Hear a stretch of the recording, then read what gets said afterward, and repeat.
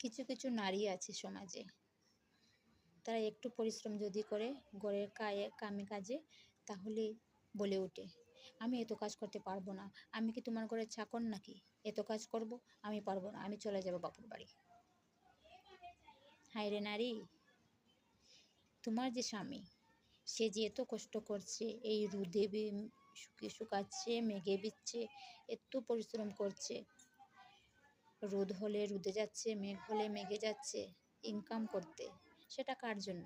সেটা তো তোমারই জন্য, এই পরিবারের জন্য, তোমাকে সুখে রাখার জন্য। তাহলে একটু তো বুঝো স্বামীর দুঃখ।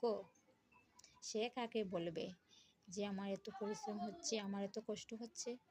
সেও তো বলতে পারে না, আমি আজ কাজে যাব না।